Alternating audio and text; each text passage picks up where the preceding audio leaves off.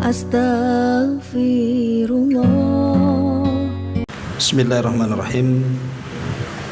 Assalamualaikum warahmatullahi wabarakatuh. Bihamdillahi wassalatu wassalamu ala rasulillah wa ala alihi wa sahbihi wa mawalah wa la hawla wa la quwata illa billahi wa ba'du.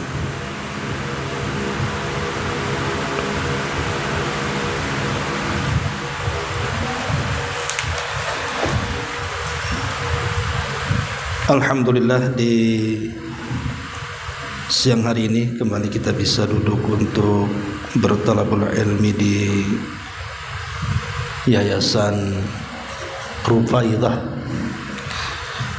dan kita masuk pada halaman ke-194 dari kitab Bahjah Qulubil Abrar.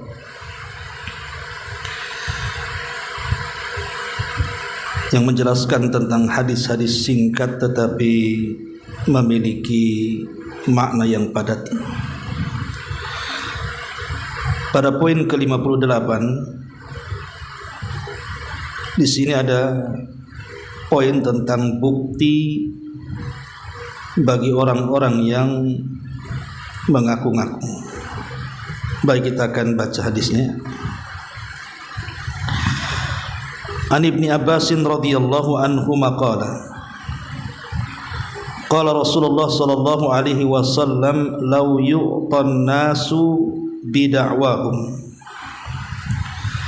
ladda'a rijalu dima'a qaumin wa amwalahum walakin al-yaminu 'alal mudda'a 'alaihi, rawahu Muslim. Wa fi lafdi indal Bukhari al-bayyinatu 'alal mudda'i wal yaminu 'ala man ankar. Dari Ibnu Abbas radhiyallahu anhu beliau berkata, Rasulullah sallallahu alaihi wasallam bersabda, seandainya setiap orang bebas mengklaim sesuatu menjadi miliknya,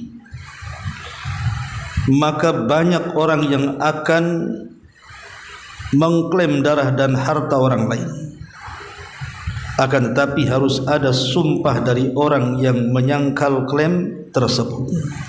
Dalam lafaz Imam Baihaqi, mendatangkan bukti harus ada bukti bagi yang mengklaim dan sumpah bagi yang mengingkarinya. Ma'asyiral muslimat yang dimuliakan Allah Subhanahu wa taala, hadis ini adalah hadis yang sangat agung sekali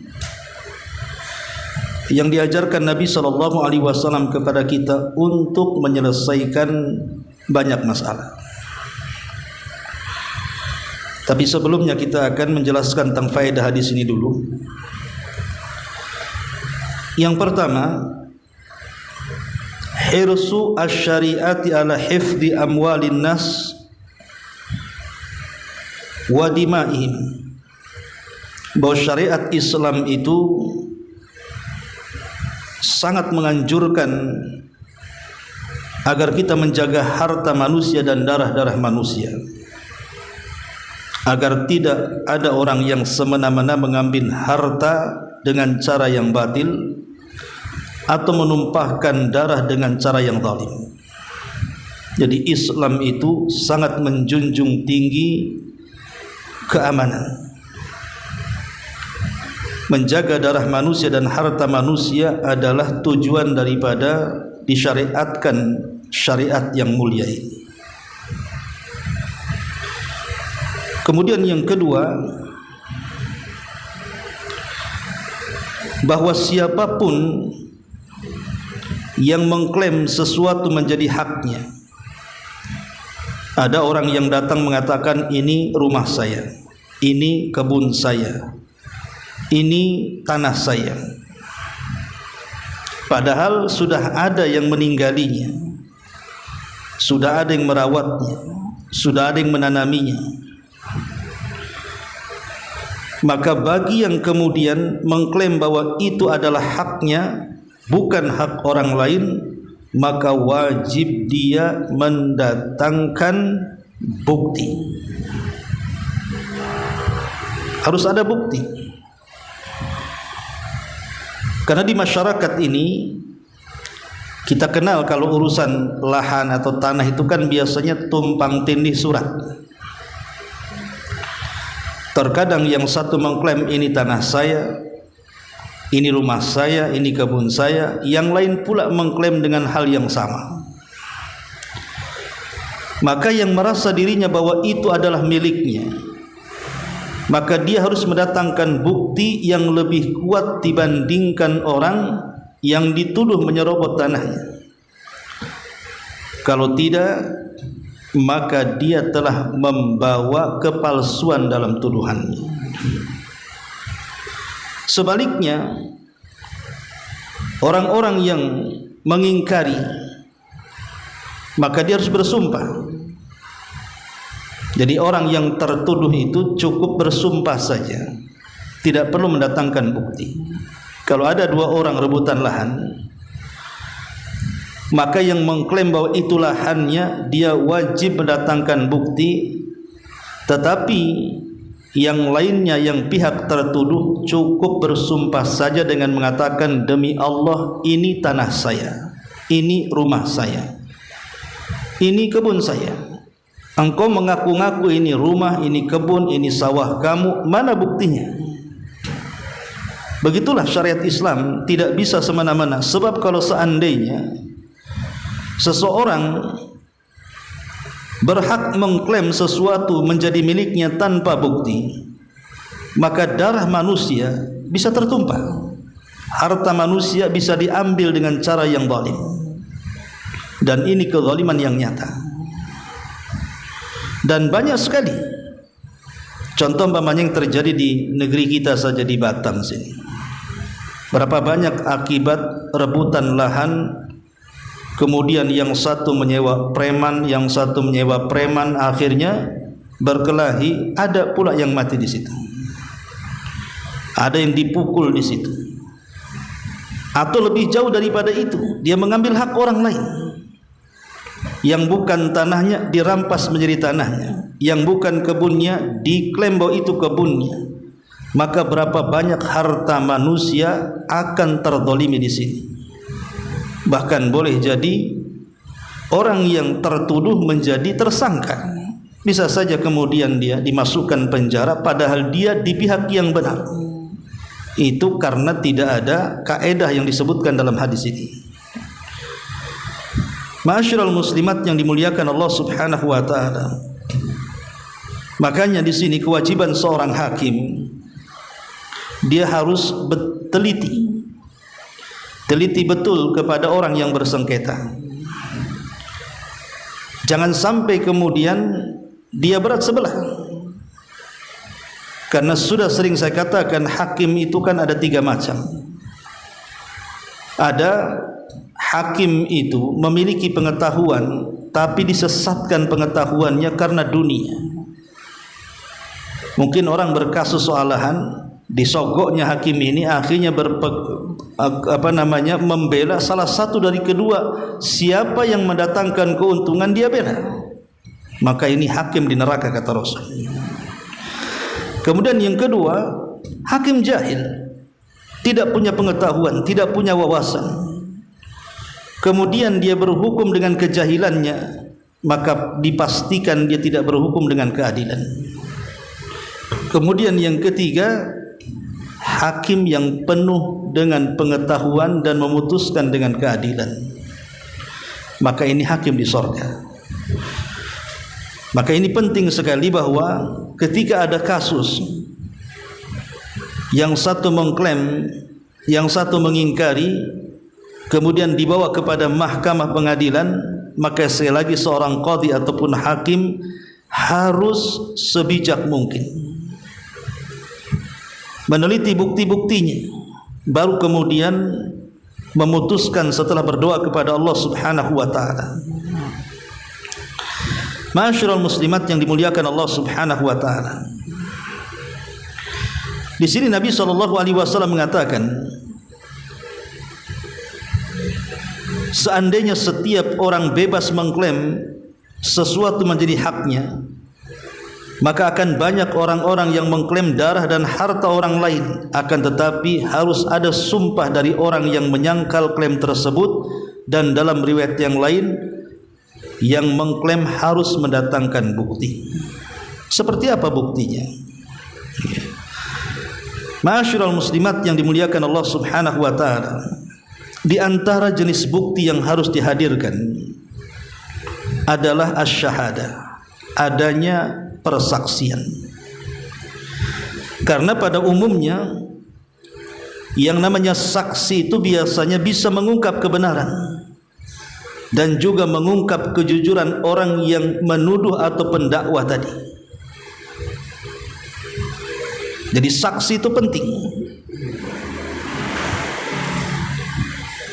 Makanya kemudian di dalam Al-Qur'anul Karim, ketika Allah Subhanahu wa taala bicara tentang saksi atas perzinahan, Allah Subhanahu wa taala mengatakan wallati ya'tinal fahishata min nisaikum fastashhidu 'alaihinna arba'ata minkum. Dan para perempuan yang melakukan perbuatan keji, artinya zina, di antara perempuan-perempuan kalian, hendaklah terhadap mereka ada 4 saksi di antara kamu yang menyaksikannya. Jadi tuduhan saja itu tidak cukup, menuduh saja tidak cukup, mengklaim itu tidak cukup, harus ada saksi. Dan saksi dalam tuduhan zina ini harus ada 4 orang, dan 4-empatnya menyaksikan saat dia berzina. Kalau seandainya dia tidak menyaksikan, mungkin di satu ruangan memang dua-duanya membuka aurat, membuka baju, tapi yang satu di kursi sebelah kanan, yang satu di kursi sebelah kiri, maka persaksiannya ditolak. Jadi betul-betul harus menyaksikan saat dia berzina. Saat dia melakukan persetubuhan itu, dia harus menyaksikan, dan saksinya tidak cukup 1, harus 4. Kenapa demikian? Karena Islam itu sangat menjaga darah. Sebab kalau seandainya seorang pezina ini dia orang yang sudah menikah, maka hukumannya dalam Islam tidak main-main. Dia dirajam sampai mati, artinya meneteskan darah di sini. Makanya tidak sembarangan menuduh orang si fulan berzina kemudian dihukum rajam. Harus ada saksi. Saksi itu harus 4, dan 4-empatnya melihat. Kalau tidak melihat tidak bisa, atau mungkin 1 melihat, 3 tidak melihat, tidak bisa. Harus 4. Makanya ini juga bisa meredamkan konflik dalam rumah tangga. Tidak boleh suami asal menuduh istrinya berzina atau selingkuh, dan tidak boleh juga sebaliknya, karena harus mendatangkan 4 saksi. Kalau hanya sekedar WA, umpamanya ada chatting di WA, rayuan-rayuan gombal dan begitu seterusnya, maka itu tidak bisa dijadikan bukti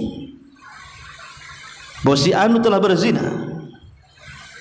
Inilah syariat Islam demi menjaga darah manusia supaya orang tidak mudah dihukum. Maka harus mendatangkan bukti-bukti. Lah salah satu bukti itu adalah adanya saksi.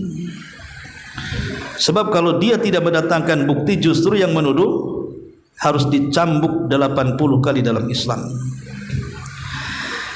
Ma'asyiral muslimat yang dimuliakan Allah Subhanahu wa taala. Begitu juga contoh yang lain dalam penerapan yang berkaitan dengan harta. Contoh umpamanya jual beli, pinjam meminjam, sewa menyewa, dan yang semacamnya. Maka dalam masalah ini harus ada kesaksian 2 orang laki-laki, atau 1 laki-laki 2 perempuan. Bisa 2 orang laki-laki, atau kalau tidak ada 2 orang laki-laki, laki-laki 1 tidak apa-apa, tapi perempuan 2. Dan itu disebutkan di dalam Al-Quran surah Al-Baqarah ayat 282, wastashhidu syahidaini mir rijalikum fa illam yakuna rajulaini farajulu wa imra'atan mimman tardawna minasyuhada. Dan persaksikanlah dengan 2 orang saksi laki-laki di antara kalian. Jika tidak ada saksi 2 orang laki-laki, maka boleh seseorang laki-laki dan 2 perempuan di antara orang-orang yang kamu sukai dari para saksi yang ada. Jadi dalam hal sewa menyewa saja ataupun jual beli itu harus ada saksi. Umpamanya nih, seseorang transaksi jual beli, hendak membeli rumah. Kemudian setelah pada waktunya, orang yang akan membeli mengingkari, bahwa saya tidak membeli rumah kamu dan tidak akan, atau mudahnya beginilah, ibu hendak menjual rumah kepada saya dengan harga 100 juta. Deal, oke. Penyerahannya minggu depan. Uang saya serahkan, ibu siapkan sertifikat rumah dan penggantian nama ke notaris. Setelah 1 minggu, tiba-tiba ibu jual rumah ke orang lain dengan alasan bahwa penawaran yang kedua lebih tinggi umpamanya. Kan itu sering terjadi di masyarakat. Kita sudah akad jual beli, rupanya ketika sudah sampai pada waktunya, barangnya pula sudah tidak ada. Alasannya sudah ditawar dengan penawaran yang lebih tinggi tanpa membatalkan persaksian awal. Dan ini sering terjadi ya. Maka kalau terjadi seperti ini, maka saya berhak untuk membatalkan penjualan rumah ibu ke pihak kedua walaupun lebih tinggi, karena saya lebih awal untuk membelinya. Kenapa dijual kepada orang? Dengan cara apa? Saya harus mendatangkan 2 saksi. Pertama, 2 laki-laki, atau kalau tidak ada 1 laki-laki 2 perempuan. Kalau seandainya bisa bersaksi karena dia juga menyaksikan saat akad, maka jual beli ke pihak kedua bisa dibatalkan. Lah inilah pentingnya untuk meredam konflik, karena bisa saja terjadi permusuhan akhirnya. Ini contoh bukti-bukti adalah harus didatangkan saksi. Ma'asyiral muslimat yang dimuliakan Allah Subhanahu wa taala. Dan bukti-bukti lain yang lainnya banyak. Pamannya kalau dalam rumah ada sertifikatnya, tanah ada sertifikatnya, kebun ada sertifikatnya, sawah ada sertifikatnya, dan begitu seterusnya. Itu juga salah satu daripada bukti bahwa ini adalah milik saya. Karena begini, dahulu di zaman para sahabat ada seseorang yang bernama Sa'id ibnu Zaid. Sa'id ibn Zaid ini satu di antara 10 sahabat yang dijanjikan masuk surga. Dan dia juga menikah dengan adik daripada Umar bin Khattab namanya Fatimah. Dijelaskan dalam Sahih Muslim, ada seorang wanita namanya Arwa bintu Uwais. Ada seorang wanita tua namanya Arwa bintu Uwais. Tiba-tiba dia mengklaim bahwa Sa'id ibn Zaid sudah mengambil tanahnya. Maka Sa'id ibn Zaid ketika itu menolak dan mengatakan, saya tidak mengambil tanah ibu itu, katanya. Ini tanah-tanah saya. Saya sudah lama menempati tanah ini. Bahkan saya sudah memakmurkan tanah ini. Tiba-tiba wanita itu datang kepada saya dan menuduh dia bahwa saya mengambil tanah dia. Kata saya, ini tanah saya bukan tanah dia. Kenapa saya dituduh mengambil tanahnya? Akhirnya berselisihlah Arwa bintu Uwais ini dengan sahabat Sa'id ibn Zaid radhiyallahu anhu. Sampailah kepada Khalifah Marwan ibnu Hakam. Jadi Marwan ibn Hakam selaku hakim kemudian memanggil keduanya, memanggil Arwa bintu Uwais dan memanggil Sa'id ibn Zaid tentang siapa kepemilikan tanah ini. Karena pihak tertuduhnya adalah Sa'id. Dia dituduh oleh Arwa bintu Uwais mengambil tanahnya, padahal kata Sa'id, ini tanah saya. Akhirnya kemudian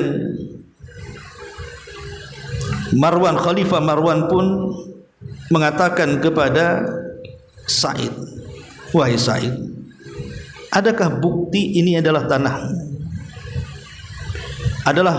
Ada bukti ini tanah. Kata Sa'id, memang saya tidak ada bukti, tapi ini tanah milik warisan orang tua saya. Kenapa tiba-tiba perempuan itu datang dan mengklaim tanahnya dan saya dituduh mengambil tanahnya? Tapi kata Hakam ibn Marwan, bukankah Nabi mengatakan bahwa orang yang mengaku tanahnya harus punya bukti? Kemudian Khalifah Marwan ibn Hakam mengatakan kepada Arwa bintu Wais ini, maukah kau bersumpah bahwa itu tanah? Maka Arwa bintu Wais mengatakan, saya siap bersumpah bahwa itu tanah saya. Maka akhirnya kemudian Sa'id pun mengatakan di hadapan Khalifah Marwan ibn Hakam, dia mengatakan, wahai Khalifah, tidakkah kau mendengar Nabi SAW bersabda, man akhada sibran minal ardi zulman tawwaqahu Allahu ila sab'i aradin. Siapapun yang mengambil sejengkal saja dari tanah secara zalim, maka dia akan digantungkan 7 lapis bumi di lehernya pada hari kiamat. Maka Khalifah Marwan mengatakan, kalau begitu aku tidak akan bertanya lagi kepadamu soal bukti. Maka Sa'id bin Zaid akhirnya merelakan tanah itu kepada wanita tadi, tapi dia mengatakan seperti ini. Apa kata Sa'id bin Zaid ini? Dia berdoa kepada Allah, Allahumma in kanat kadhibatan fa umma basarah waqtulha fi ardiha. Ya Allah, jika wanita itu benar dan aku yang salah, atau jika wanita itu dusta dan dia tidak jujur dengan tuduhannya kepadaku, ya Allah, butakan matanya. Ya Allah, bunuh dia di tanah yang ia tuduhkan kepadaku. Subhanallah. Ini bukan doa biasa, yang berdoa para sahabat nih.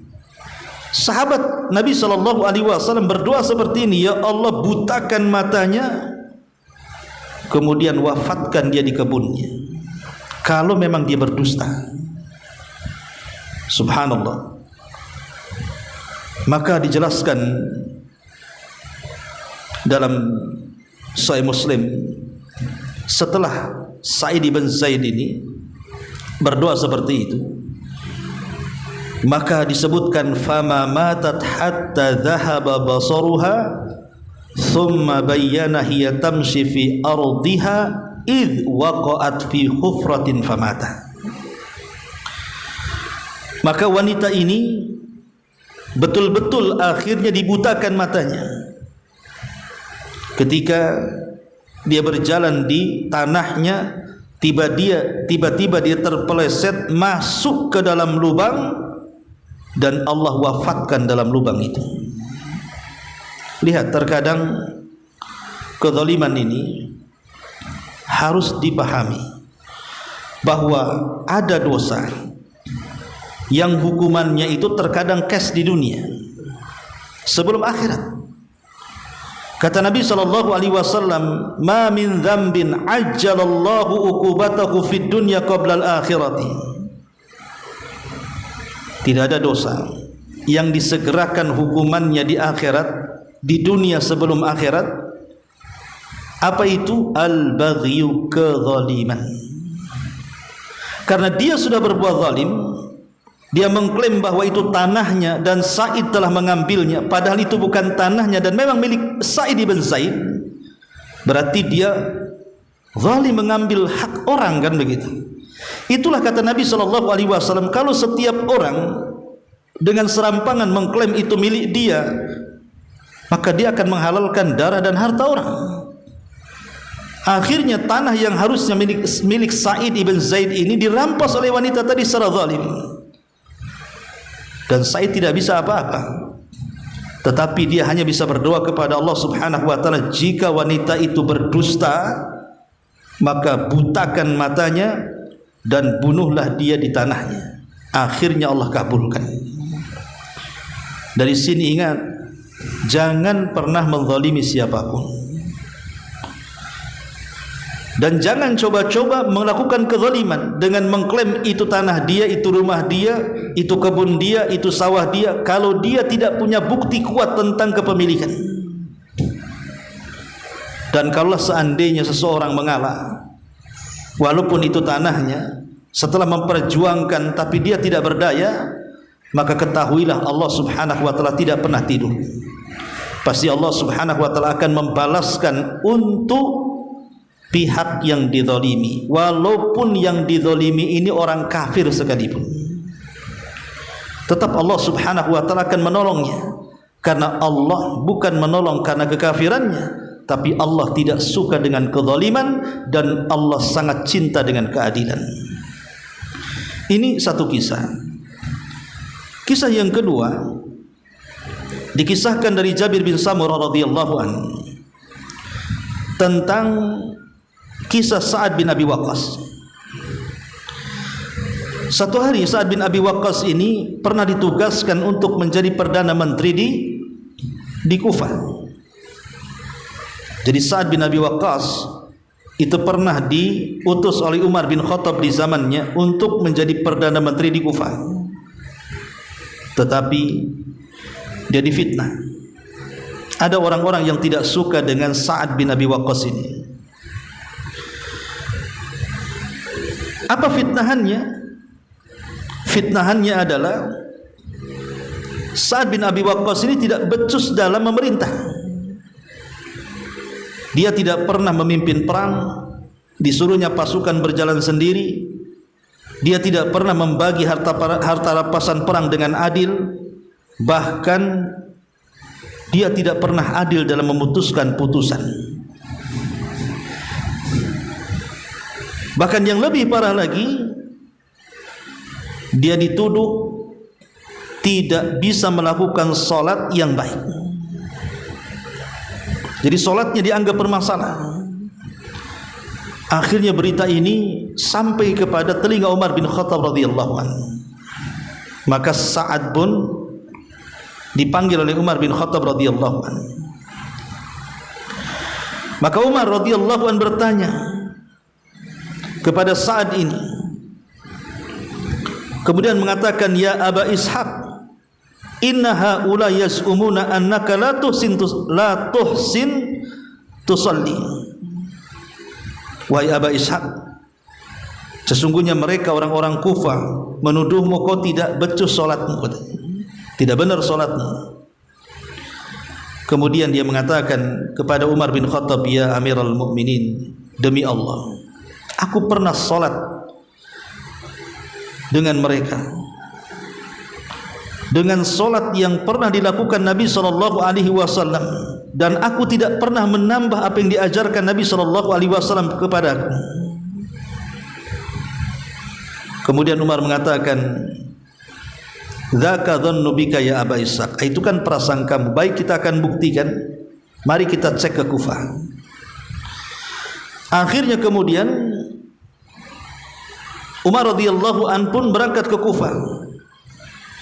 Rupanya tuduhan itu tidak benar, hanya berita hoax saja. Penduduk Kufah sangat mencintai Sa'ad. Rupanya hanya tuduhan dari segelintir orang yang hendak mencelakakan sahabat Sa'ad ini radhiyallahu anhu. Sampai akhirnya Umar mengatakan, siapa sebenarnya yang menuduhmu wahai Sa'ad? Akhirnya Sa'ad mengatakan, baik, akan kukumpulkan masyarakat Kufah, kira-kira siapa yang menuduh. Maka berdirilah seseorang namanya Usamah ibn Qatadah. Usamah ibn Qatadah ini dikenal dengan Abu Sa'dah. Kemudian dia mengatakan, wahai Amirul Mukminin, Sa'ad ini tidak pernah keluar berperang. Saat ini tidak pernah membagikan harta rampasan perang dengan keadilan. Saat ini tidak pernah memutuskan dengan keadilan. Maka Sa'ad ibn Abi Waqqas pun marah. Dan kita tahu bahwa Sa'ad ini adalah sahabat yang mustajab doa. Kalau berdoa itu mustajab dia. Apa kata Sa'ad bin Abi Waqqas? Kalau engkau mengatakan seperti itu, akan kudoakan kau dengan 3 doa. Kalau engkau berani menuduh aku bahwa aku tidak pernah berperang, aku tidak pernah ada dalam pembagian ghanimah, aku tidak pernah ada dalam putusan di Kufah ini, baik aku akan doakan kau dengan 3 doa. Kemudian saat mengatakan, Allahumma in kana abduka hadza kadhiba qama riya'an wa sum'atan. Ya Allah, jika hambamu yang menuduh ini dia berdusta kepadaku, dia hanya ingin dipandang dan dilihat, dipuji manusia saja, fa'atil umrah, panjangkan umurnya, wa'atil faqrahu, panjangkan kefakirannya, wa'arridhu bil fitani, sodorkan macam-macam fitnah kepadanya. Subhanallah, ya.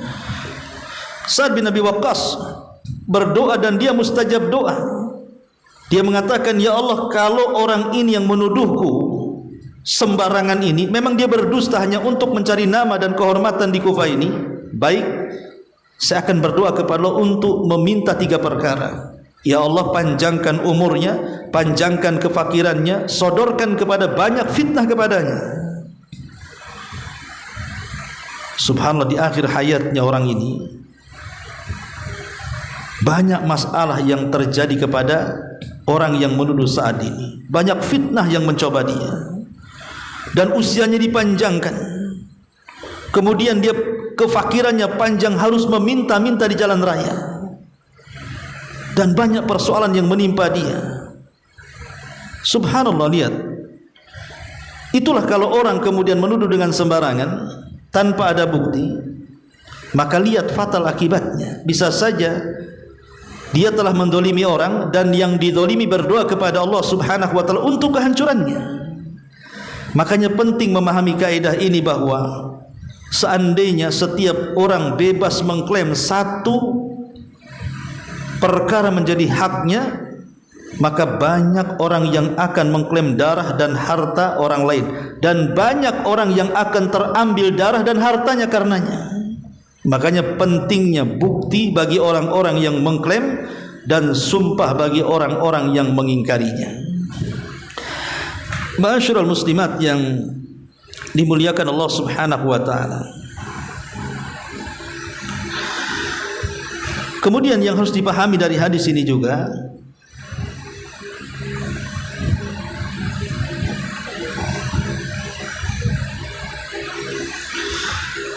tentang ada bersumpah. Karena di sini kan sumpah bagi orang yang mengingkari.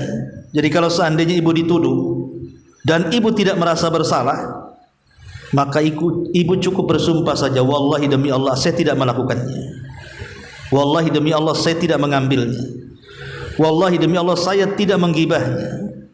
Jadi orang yang tertuduh itu tidak perlu mendatangkan bukti. Buat apa dia mendatangkan bukti? Dia pihak tertuduh.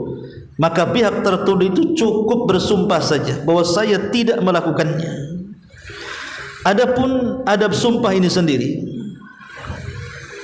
jika hendak meminta seseorang untuk bersumpah, maka disunnahkan bagi sang hakim atau yang semisalnya untuk menasihati terlebih dahulu sebelum dia bersumpah, memberikan peringatan tentang ancaman bagi orang yang bersumpah palsu.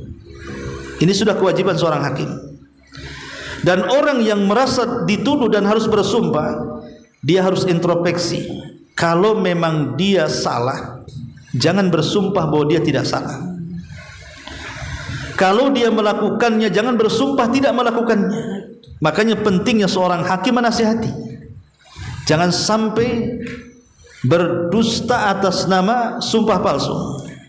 Kenapa demikian? Nabi mengatakan, man halafa ala yamini sabrin liyaqtati abiha ma lam ri'im muslim laqiyallahu wa huwa alaihi ghadban. Barang siapa yang bersumpah dengan sumpah yang memiliki nilai hukum untuk merebut harta seorang muslim, dia akan bertemu dengan Allah dalam keadaan Allah murka kepadanya. Jadi sumpah saja tidak sembarang. Kalau kita memang merasa mengambil, jangan bersumpah. Akui saja bahwa ini bukan milik saya, ini bukan tanah saya. Memang betul saya lama di sini, tapi ini bukan tanah saya. Memang betul saya tinggal lama di rumah ini, tapi bukan milik saya.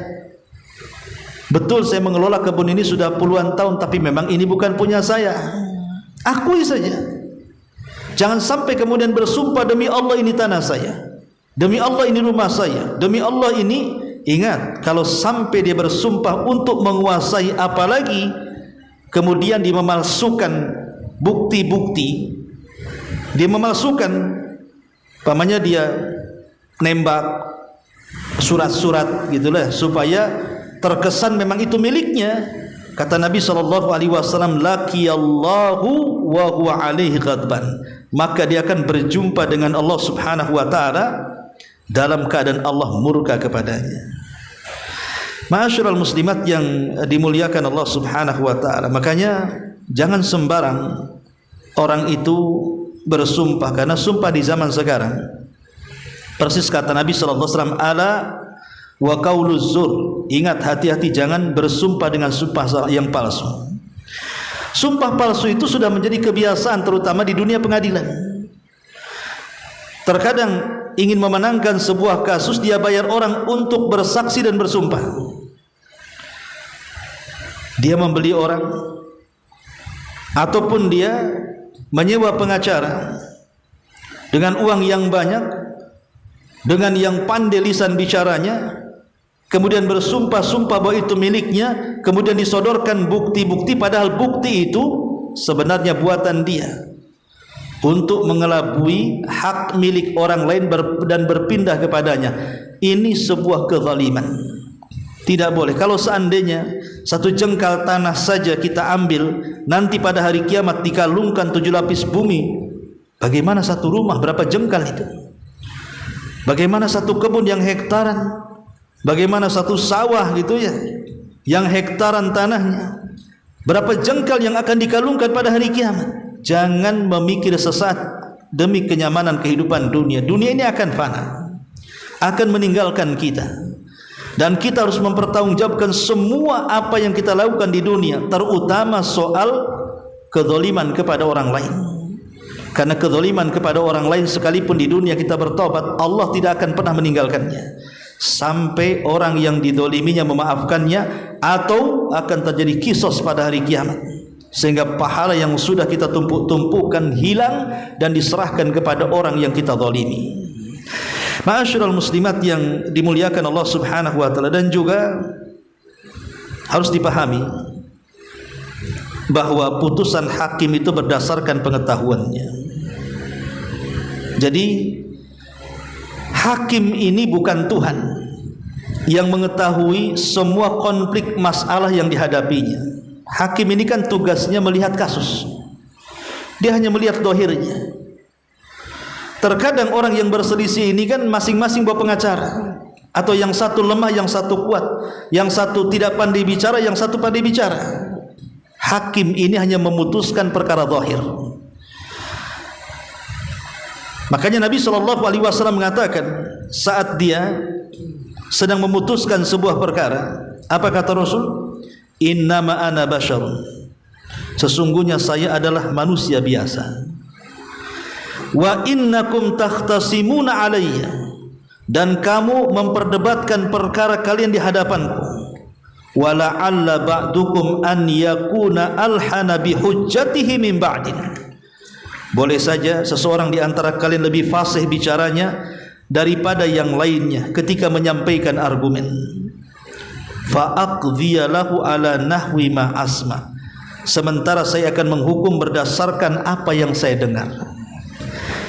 Jadi kalau sekelas Nabi SAW saja, dia bukan Tuhan, Nabi bukan Tuhan, Nabi tidak tahu konflik orang, kecuali setelah masing-masing yang berkonflik itu berargumen, yang satu mengatakan begini, yang satu mengatakan begitu, kemudian Rasul memperhatikannya. Mana yang lebih kuat hujahnya, maka Rasulullah SAW akan memperberatnya, artinya akan mendukungnya. Mana yang lemah hujahnya, maka Nabi SAW tidak akan kemudian membelanya, walaupun seandainya yang lemah ini di pihak yang benar, kemudian yang kuat bicaranya di pihak yang salah. Karena Nabi kan tidak tahu mana yang salah, mana yang benar. Apalagi di zaman sekarang kan, yang namanya pengacara itu kan luar biasa kalau sudah ngomong itu. Dia bisa memutarbalikan yang benar ke yang salah ke yang benar, sehingga terkadang membingungkan hakim. Sehingga tugas hakim itu hanya menghukumi secara zahir, apa yang dilihat, apa yang didengar, itulah yang diputuskan. Makanya kata Nabi SAW, kalau seandainya kalian yang bersilat lidah ini memperjuangkan perkara batil menjadi benar, maka siap-siap kalian akan duduk di bara api neraka. Makanya ini juga perhatian bagi para pengacara nih, nasihat bagi para pengacara. Jangan karena Anda pandai bicara kemudian menyampingkan keadilan manusia hanya untuk meraih kehidupan dunia saja. Kehidupan dunia sesaat. Anda membela-bela yang salah, akhirnya jadi menang, dan yang benar akhirnya kalah. Karena bahayanya apa? Bisa saja kemudian Anda merampas aset orang. Ketika kemudian yang benar itu mempertahankan hartanya tapi menjadi kalah gara-gara Anda, berarti harta dia akan diambil secara zalim oleh klien Anda, ya. Ataupun mungkin dia punya rumah, terampas rumahnya. Mungkin dia konteknya mungkin rebutan waris, terampas hartanya, terampas kemudian ininya. Maka zalim merampas orang lain. Akhirnya Anda sedang melindungi kejahatan. Bukankah Nabi SAW melaknat awamuhdisan, orang-orang yang melindungi kejahatan? Tidak boleh kita melindungi kejahatan. Maka katakan yang benar, itulah yang akan diselamatkan Allah Subhanahu wa ta'ala. Lah ini yang harus dipahami tentang hadis ini, ya. Baik, sedikit kita baca syarah daripada hadis ini yang dijelaskan oleh pengarang di sini. Hadis ini, kata beliau, sungguh agung kedudukannya. Hadis ini merupakan landasan utama dalam urusan peradilan dan hukum-hukum terkait dengan persengketaan. Karena sesungguhnya peradilan di antara manusia hanyalah terjadi ketika adanya perselisihan. Seperti seseorang yang mengaku bahwa dirinya memiliki hak atas orang lain, lalu orang tersebut mengingkarinya, atau seseorang yang mengaku bahwa dia telah terbebas dari hutang yang pernah menjadi tanggungannya atas orang lain. Maka Nabi SAW menjelaskan tentang satu prinsip untuk menyelesaikan perselisihan di antara mereka dengan hadis ini. Ibu hutang piutang dengan orang, kemudian ketika orang yang menagih datang, dan biasanya di masyarakat saat ngutang itu kan kayak orang kalah judi kan, Bu, melas-melas gitu ya, kesian, muka sedih gitu ya. Itu waktu ngutang kan, Bu, ya. Tapi ketika disuruh bayar utang, dia jadi galak tuh biasanya, sehingga kita bingung tuh. Dia yang ngutang, dia pula yang galak. Harusnya yang galak itu kan yang punya uang. Contohnya umpamanya ibu menghutangi kepada seseorang, sudah pada waktunya dia bayar, tiba-tiba dia mengatakan, aku tidak punya utang dengan kamu, apa yang harus gue bayar, katanya.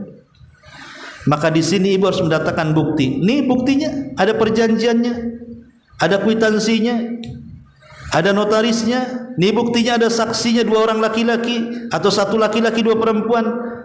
Seperti itu. Kalau itu tidak terjadi, maka harta ibu akan hilang sia-sia. Karena kalau orang mengklaim bahwa saya tidak pernah mengambil uang ibu, sementara dia pernah mengambil uang ibu, dan ibu tidak bisa membuktikan, berapa banyak harta manusia hilang di sini. Inilah pentingnya di sini hadis ini, ya.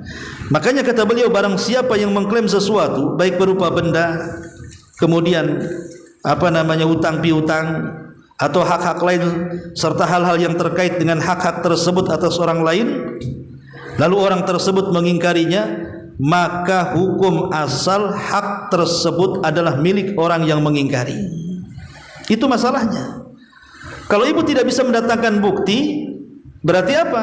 Memang dia tidak pernah pinjam uang, padahal dia pinjam uang, masalahnya hilanglah uang kita jadinya. Makanya dalam hutang piutang itu harus jelas, ada bukti, datangkan saksi. Apalagi uangnya banyak, ya, uangnya sampai 50 juta, 100 juta, kan sayang kalau sampai hilang, ya.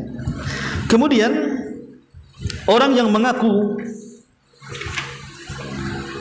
ini, jika ia membawa bukti yang menunjukkan atas haknya, maka hak tersebut adalah miliknya dan dihukumi bahwa ia adalah haknya. Namun jika dia tidak membawa bukti, maka tidak ada yang bisa dia dapatkan kecuali sumpah orang tersebut.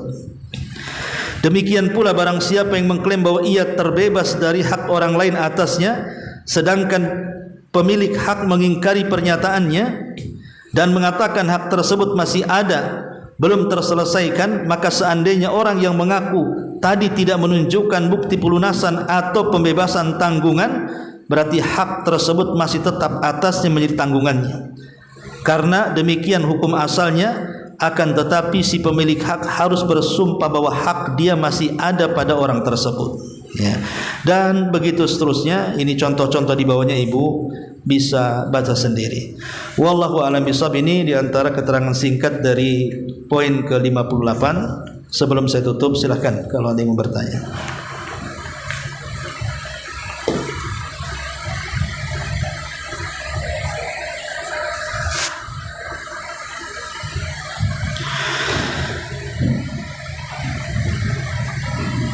Baik, kalau tidak ada, kita tutup dengan doa kafaratul majlis.